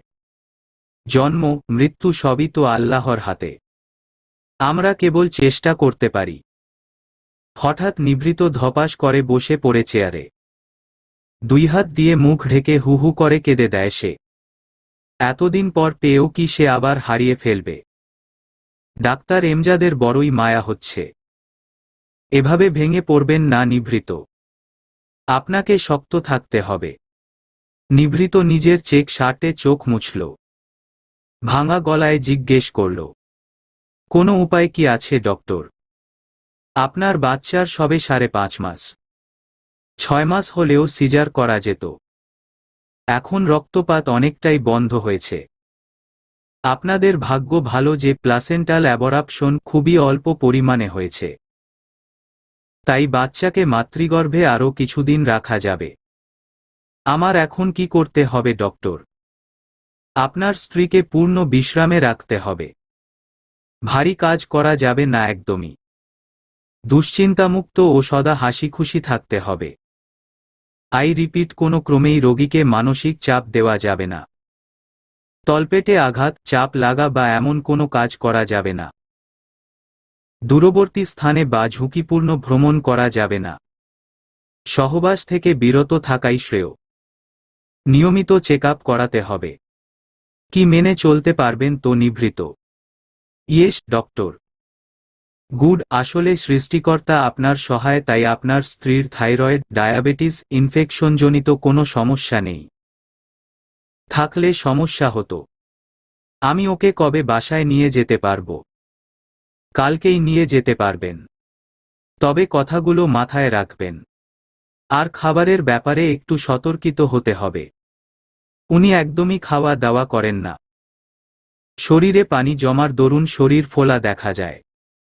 তবে উনার শরীরে পুষ্টির অভাব রয়েছে। সেই সাথে প্রেসক্রাইব করা মেডিসিনগুলো নিয়মিত খাওয়াবেন। আমি বারবার বলছি নিভৃত, কোনো ক্রমেই উনাকে মানসিক চাপ দেওয়া যাবে না। আমি আমার সর্বোচ্চ চেষ্টা করব ডক্টর। আপনার স্ত্রীকে ঘুমের ইনজেকশন দেওয়া হয়েছে। সকালে জ্ঞান ফিরবে। কেবিনে শিফট করে দিবে কিছুক্ষণ পর। আচ্ছা ডক্টর, আপনাকে অসংখ্য ধন্যবাদ। এটা আমার কর্তব্য Nibhrito. Doctor Amjad, I am sorry. আসলে ইটস ওকে মি। নিভৃত, আমি কিছু মনে করিনি। এসবের আমার পূর্ব অভিজ্ঞতা আছে। মুচকি হাসলেন ডাক্তার এমজাদ। নিভৃত লজ্জা পেয়ে মাথা নিচু করল। সে আসলেই লজ্জিত। মীরা চিন্তিত ভঙ্গিতে বসে ছিলেন বাইরে। নিভৃতকে বের হতে দেখে নিভৃতের কাছে এগিয়ে গেলেন তিনি। বিচলিত স্বরে জিজ্ঞেস করলেন, ডাক্তার কি বলল বাবুই? দুজনে ঠিক আছে আম্মু, আলহামদুলিল্লাহ। নিভৃত হঠাৎ করেই মাকে জড়িয়ে ধরল।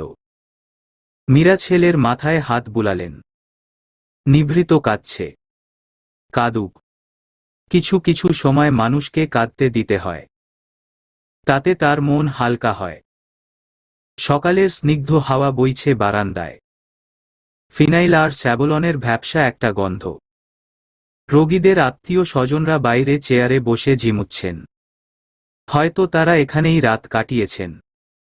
এপেলো হাসপাতালে বিশাল বড় হলরুম। সেখানে সারি সারি নীল হলুদ চেয়ার রাখা।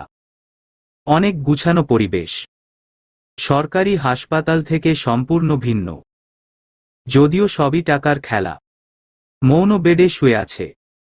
ঘুম ভেঙেছে কিছুক্ষণ আগেই। প্রথমেই হাতটা চলে গিয়েছিল পেটে। তবে পেটটা উঁচুই আছে। হাফ ছেড়ে বাঁচল মৌন। বাচ্চাটাই যে তার একমাত্র অবলম্বন। মৌন পাশে তাকিয়ে দেখে নিভৃত মেঝেতে বসে তার বেডে মাথা দিয়ে ঘুমোচ্ছে। মৌন তাকিয়ে রইল একটানা। এই নিষ্পাপ মুখটাকে হয়তো সে অনেক অনেক ভালোবাসে। সারা জীবন বেঁচে যাবে। হঠাৎ করেই চোখ খুলে ফেলল নিভৃত। মৌনর দিকে তাকিয়ে দুভ্রু উঁচু করে জিজ্ঞেস করল, কি প্রাণপাখি লুকিয়ে লুকিয়ে রাজপুত্রকে দেখা হচ্ছে বুঝি? মৌন ভেঙচি কেটে অপর দিকে মুখ ঘুরাল। নিভৃতের সাথে কথা বলতে সে আগ্রহী নয়। মীরা হাসিমুখে কেবিনে ঢুকলেন। মৌনর মাথার কাছটায় বসে মাথায় হাত বুলিয়ে বললেন, কি মা, এত রাগ আপনার? গর্দভটার সাথে রাগ করে বাবা মাকে ফেলে চলে গেলেন। আসলে মা। বুঝেছি, আমি আর বলতে হবে না। আর কোনোদিন এভাবে আমাদের রেখে যাবি না মা। মা, বাবা কেমন আছেন? অনেকটা ভালো। রাতের শার্টটা পরিবর্তন করে একটা টি-শার্ট পরেছে নিভৃত। নার্স স্যালাইন খুলে বলেছিলেন সকালে ঘুম ভাঙলে কিছু খাইয়ে ঔষধ খাওয়াতে। মীরা মৌনকে ধরে বাথরুমে নিয়ে গিয়েছেন। মৌনও ফ্রেশ হয়ে বেরিয়ে আবার বেডে শুয়ে পড়েছে। তলপেটে চিনচিন একটা ব্যথা হয়, যার দরুন হাঁটা খুবই কষ্ট। হাত নাড়াচাড়াও করা যায় না। নিভৃতকে ঢুকতে দেখে মীরা বেরিয়ে গেলেন। নিভৃত মুচকি হেসে বেডের পাশে চেয়ারটায় বসল। হাতে গরম সুপের বাটি। মৌন অন্যদিকে মুখ ফিরিয়ে আছে, যদিও তার প্রচুর পরিমাণে ক্ষুধা লেগেছে। যান, একটু খেয়ে নাও। মৌন অন্যদিকে ফিরেই বলল, একদম এসব উদ্ভট নামে আমাকে ডাকবেন না। তাহলে কি ডাকি? আচ্ছা, আমার ময়না পাখি, আমার বাবুর আম্মু, স্যুপটা খেয়ে নাও।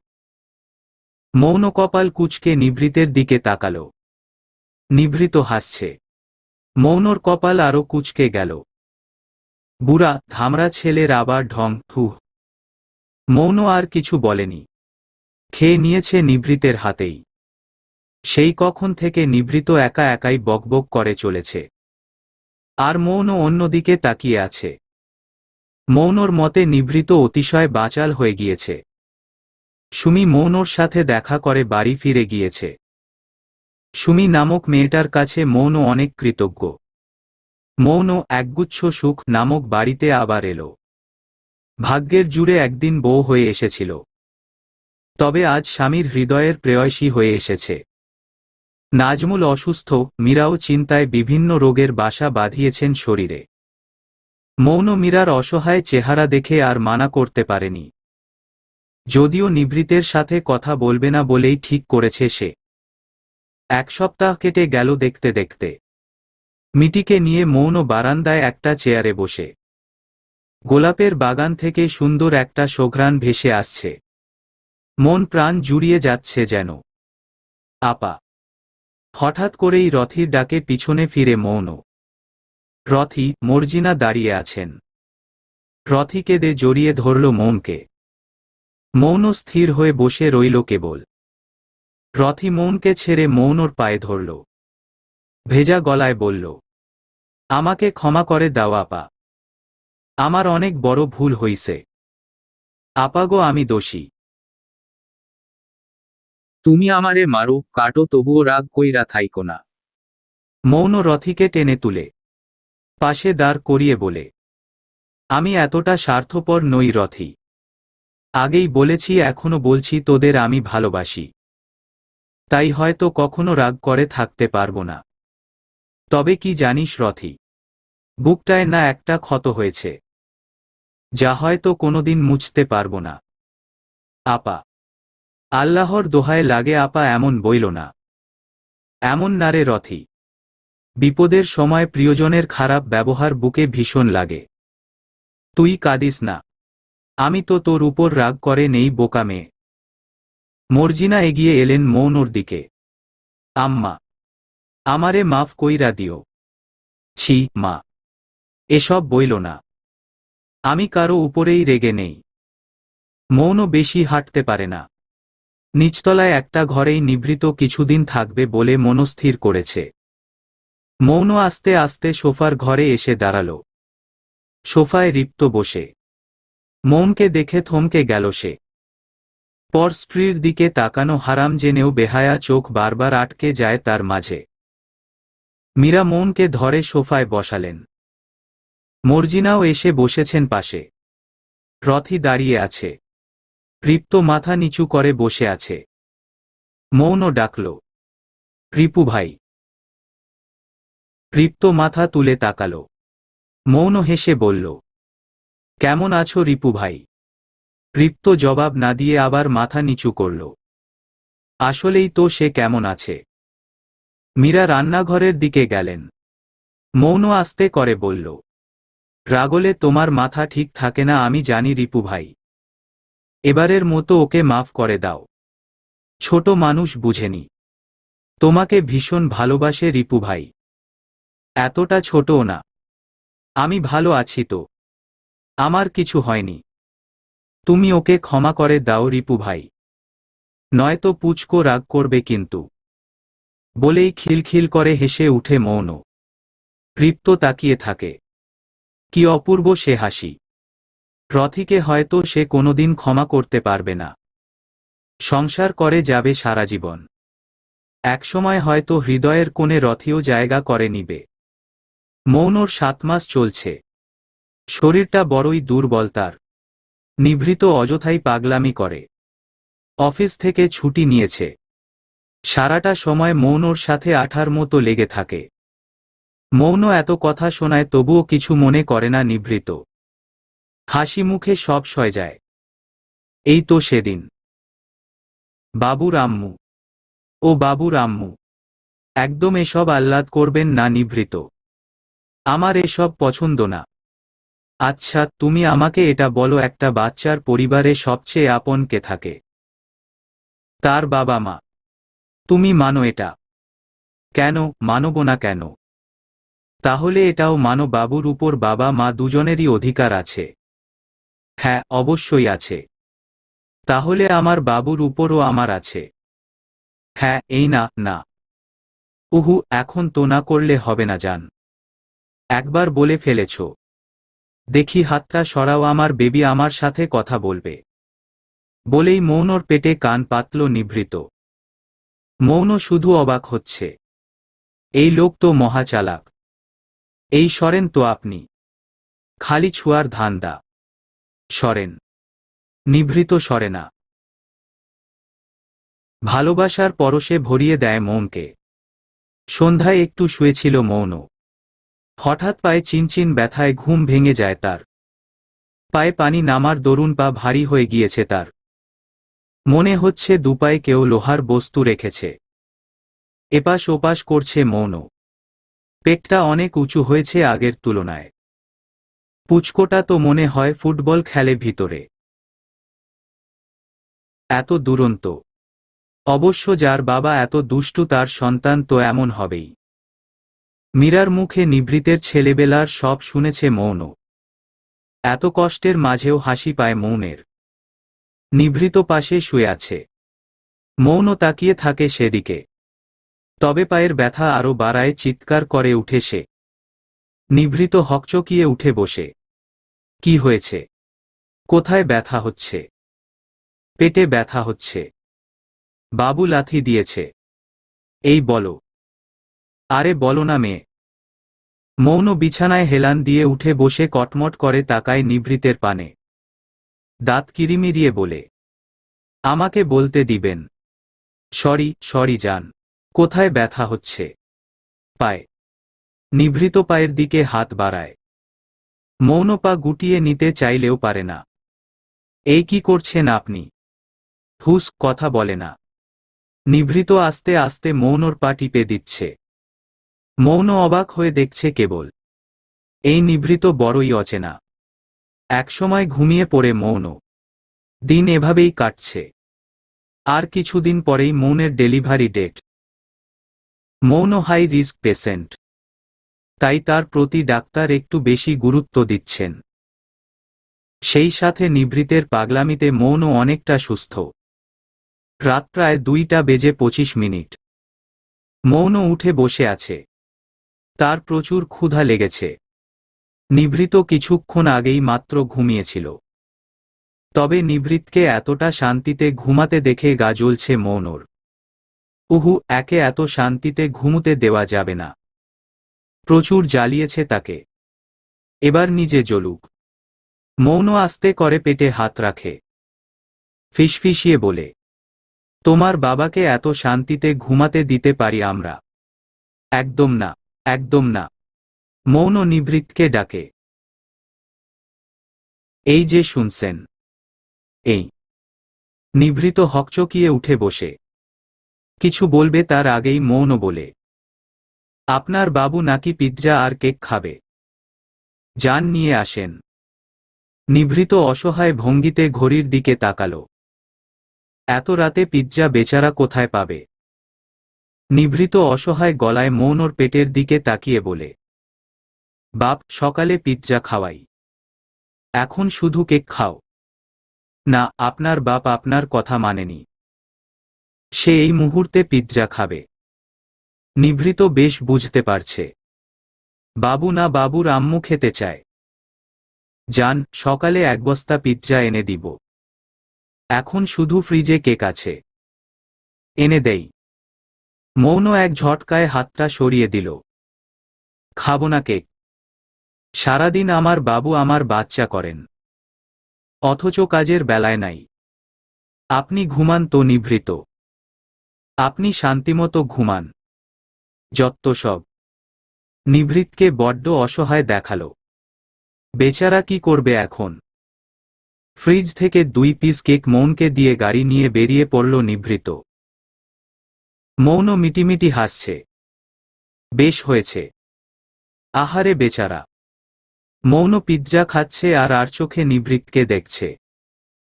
নিভৃত সারা ঢাকা ঘুরে ডাবল টাকা দিয়ে পিৎজা নিয়ে এসেছে। পিৎজা খেতে খেতে একসময় মৌন অনুধাবন করল সে সুখী, অনেক সুখী। এপেলো হাসপাতালের করিডোরের সামনে পায়চারি করছে নিভৃত। মৌনকে ওটিতে নেওয়া হয়েছে। ডাক্তার এমজাদ অপারেশন করছেন। কিছুক্ষণ আগে বলা হলো সি সেকশন করা লাগবে। নিভৃতের সাদা শার্ট ঘামে ভেজা, কপালের দুই পাশে ঘামের সূক্ষ্ম চিহ্ন, চুলগুলো এলোমেলো। উদ্ভ্রান্তের মতো পায়চারি করছে সে। মীরা, নাজমুল চেয়ারে বসে আছেন। তারাও চিন্তায় মগ্ন। মৌনর 8 মাস চলছিল। হঠাৎ করেই সকালে মৌন পেটে ধরে চিৎকার করছিল। নিভৃত তখন বাথরুমে। চিৎকার শুনে বাইরে বের হতেই দেখে মৌন বিছানায় কাতরাচ্ছে। হঠাৎ একটা বাচ্চার কান্নার আওয়াজে সম্বিত ফিরে নিভৃতের। একটা বাচ্চার কান্নার আওয়াজ। থমকে যায় নিভৃত। নার্স কোলে করে সাদা তোয়ালে পেঁচিয়ে একটা ছোট ফুটফুটে বাচ্চা নিয়ে আসেন। নিভৃত অবাক হয়ে দেখছে। বাবা হওয়ার অনুভূতি এত মধুর। নিজেকে এতটা পূর্ণ লাগছে কেন? কেন মনে হচ্ছে এই পৃথিবীর সর্বসুখ এটা? বাচ্চার বাবা কোথায়? মিষ্টি খাওয়াতে হবে। ছেলে হয়েছে। নাজমুল সাহেব এগিয়ে আসেন। নিভৃত তখনও হতভম্ব হয়ে দাঁড়িয়ে। কি করতে হবে, বলতে হবে সে বুঝতে পারছে না।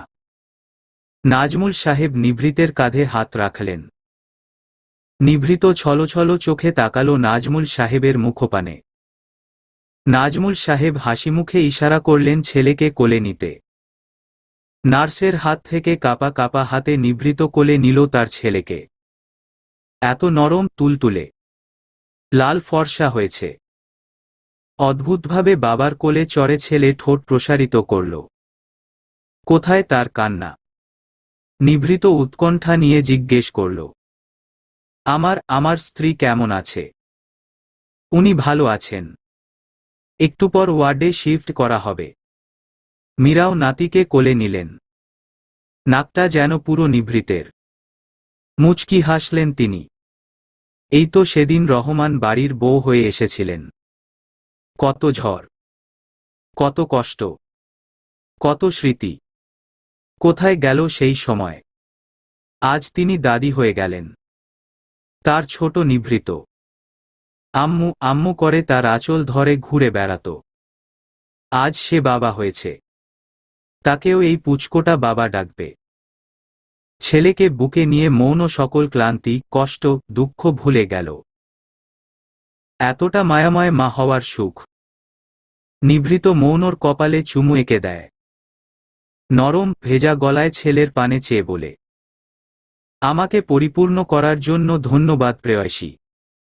মৌন মীরার সাথে রান্নাঘরে কাজ করছে।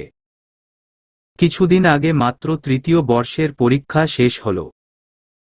মাঝে গ্যাপ পড়ায় লস গিয়েছিল মৌনর। এখন অনেকটা সময় হাতে পেয়েছে মৌন, তাই তো শাশুড়ির কাছ থেকে নতুন নতুন খাবার বানানো শিখছে সে। নিহান আর মিটিকে নিয়ে বাগানে ঘোরাঘুরি করছে নিভৃত। মৌন বুঝে পায় না মিটির সাথে এত মিল হলো কি করে নিভৃতের। এই মিটি আর তার ছেলে দুইটা নিভৃত বলতে পাগল। বেচারির মাঝে মাঝে হিংসে হয়। নিহানের এখন 2 বছর বয়স। এত দুরন্ত ছেলে। মীরা যেন ছোট নিভৃতকে পেয়েছেন। নাজমুল সাহেবের অনেক ভালো হয়েছে। তিনি একজন দাবা খেলার সাথী পেয়েছেন। যদিও তার সাথী খেলার ও বুঝে কিনা সন্দেহ। নিহান তার বাবার দিকে ড্যাবড্যাব করে তাকিয়ে আছে। নিহানের দেখাদেখি মিটিও তাকিয়ে আছে। সে নিহানকে অনুকরণ করতে পছন্দ করে। নিভৃত রুহানির কবরের সামনে দাঁড়িয়ে বলছে, আমি সুখে আছি রুহানি। তোমার নিভৃত সুখে আছে। বুকের বা পাশটায় জায়গা দিয়েছি তাকে। সে আমাকে পরিপূর্ণ করেছে রুহানি। হঠাৎ কে যেন ফিসফিসিয়ে বলল, সুখী হও বাবুই পাখি। নিভৃত আশেপাশে তাকালো। না, কেউ নেই। কি অদ্ভুত। ছোটবেলার প্রেয়সীর গলা যেন শুনতে পেল নিভৃত সেই কণ্ঠ। বাপ্পা কাজ সাথে কথা বত। মিটিও নিহানের দেখাদেখি বলল, বাকবাকুম বাকবাকুম। অর্থাৎ তারও একই প্রশ্ন। নিভৃত নিহানকে কোলে তুলে নিয়ে টুপ করে একটা চুমু খেলো গালে। মিটিও কাঁধে বসে পা দিয়ে চাপ দিচ্ছে। অর্থাৎ তারও একটা চাই। নিভৃত তাকেও একটা চুমু দিল। একেবারে চেপে ধরে টুপ করে। হেসে নিভৃত বলল, কি রে মিটি, তুই তো তোর বুবুর মতোই হিংসুটে। মিটি কি বুঝল কে জানে। চুপচাপ নিভৃতের কাঁধে বসে রইল। সকালে ব্রেকফাস্ট করতে বসেছে সবাই। নাজমুল সাহেব, মীরা, নিহান, মৌন আর নিভৃত। মীরা টেবিলে সকলের মুখপানে তাকিয়ে আছেন। আজ শাশুড়ির অনুপস্থিতিটা কষ্ট দিচ্ছে তাকে। দিলারা নামক মানুষটার অনুপস্থিতি বড্ড দুঃখ দিচ্ছে হৃদয়ে। মিতু 6 মাসের প্রেগন্যান্ট। স্বামীকে নিয়ে ভালো আছে বিদেশে। মীরা যাবেন কিছুদিন পর। একসময় কত মানুষ ছিল সংসারে। দীর্ঘশ্বাস ছাড়েন মীরা। তবে নাতিকে পেয়ে দুঃখ অনেকটা লাঘব হয়েছে। মৌন নিহানকে খাবার খাইয়ে দিচ্ছিল। বাপ, একটু খা। নিহান খাচ্ছেই না। মিটির সাথে দুষ্টুমি করছে। হাত নাড়িয়ে নাড়িয়ে বলছে, মাম্মা, নিহান খাবে না, খাবে না। মীরা মৌনর অসহায় মুখটা দেখে কোলে তুলে নেন নিহানকে। গল্প বলে বলে খাবার খাইয়ে দেন। মীরার অবাক লাগে এই পুতুলটা নাকি তার ছোট নিভৃত পুতুলের। পায়ে বারে বারে খোঁচা দিচ্ছে নিভৃত। শ্বশুর শাশুড়ির সামনে মৌন কিছু বলতেও পারছে না। চোখ রাঙালো মৌন। নিভৃত নিচে তাকিয়ে মিটমিট করে হাসছে। এত সুন্দর করে খাবার খাচ্ছে, যেন সে অনেক নিষ্পাপ। আম্মু! চিৎকার করে দাঁড়িয়ে গেল নিভৃত। মৌন তার পায়ে নখ বিধিয়ে দিয়ে মজা করে রুটি খাচ্ছে। কি হলো বাবুই? নিহীন মীরার দেখাদেখি বলল, কি হতো বাবুই? সেই দেখাদেখি মিটিও কোথ থেকে উড়ে এসে বলল, বাকবাকুম বাকবাকুম। নিভৃত সবার পানে অসহায় দৃষ্টিতে তাকালো। মৌন হাসছে। বেশ হয়েছে। আরে কি হলো বাবুই? আতে কি হতো বাবুই? বাকবাকুম বাকবাকুম। নিভৃত অসহায় কণ্ঠে বলল, কিছু না। মৌন একটু আগে মাত্র কথা বলল রথির সাথে। রথি 3 মাসের প্রেগন্যান্ট। রিপ্ত বেশ খেয়াল রাখে তার। মৌন বোনের জন্য এবং তার রিপু ভাইয়ের জন্য অনেক খুশি। বাইরে পূর্ণিমার চাঁদ উঠেছে। আলোর ছড়াছড়ি চারপাশে। স্নিগ্ধ আলোর আবেশে গা ভাসাতে ইচ্ছে হয় যেন। নিহানকে কোলে নিয়ে ঘুম পাড়াচ্ছে নিভৃত। বাবার কোলে না চড়ে ঘুমায় না নিহান। নিভৃত ছেলেকে কাঁধে নিয়ে পায়চারি করছে, গল্প শোনাচ্ছে। মৌন একটানা নিহানের বাবা নামক মানুষটার দিকে তাকিয়ে রইল। বাবা হিসেবে নিভৃত অনেক ভালো। মৌন বারান্দায় গিয়ে দাঁড়াল। তার নীল রঙা উড়নাটা বাতাসে উড়ছে, দৃষ্টি দূরে। হঠাৎ পিছন থেকে জড়িয়ে ধরল প্রিয় মানুষটা, তার রাজপুত্র। মৌন আবেশে চোখ বুজে জিজ্ঞেস করল, নিহান ঘুমিয়েছে? নিভৃত মৌনর খোলা চুলে মুখ ডুবিয়ে বলল, হুম। হঠাৎ করেই মৌনকে কোলে তুলে নিল নিভৃত। মৌন ফিসফিসিয়ে বলল, আরে কি করছেন? নিভৃত কোনো জবাব না দিয়ে বাইরে নিয়ে এলো তাকে। বাড়ির সামনে চলে এলো নিভৃত। গোলাপ বাগানের বিপরীত পাশে বাড়ির বাম দিকে ছোট একটা মাঠের মতো জায়গা, সবুজ ঘাসে আবৃত। মৌনকে নিয়ে সেই ঘাসের উপর শুয়ে পড়ল নিভৃত। মৌনকে নিজের পাশে শোয়ালো সে। নিভৃতের বাম হাতের উপর মৌনও শুয়ে। কি পাগলামি করছেন? হুশ, অনুভব করো। মাথার উপর সুবিশাল আকাশ, হাজারো তারার মেলা, চাঁদের আলোয় চিকচিক করছে সবুজ ঘাসগুলো। মৌন নিভৃতের বুকের বা পাশটায় মাথা রেখে অনুভব করল এই অনুভূতি অদ্ভুত। এর কোনো নাম নেই, ভাষা নেই। কেবল মনে হয় এই পৃথিবীর সবচেয়ে সুখী মানুষটা মৌন। নিভৃত মৌনর কপালে ঠোঁট ছুয়াল, কানে কানে বলল, আমার ঘুটঘুটে তিমিরের ন্যায় হৃদয়, এক ফোঁটা ময়ূখ হয়ে আসলে তুমি। পাথরের ন্যায় মনটাকে গলিয়ে করলে। ভালোবাসার মরুভূমি। ভালোবাসি প্রিয়, খুব ভালোবাসি।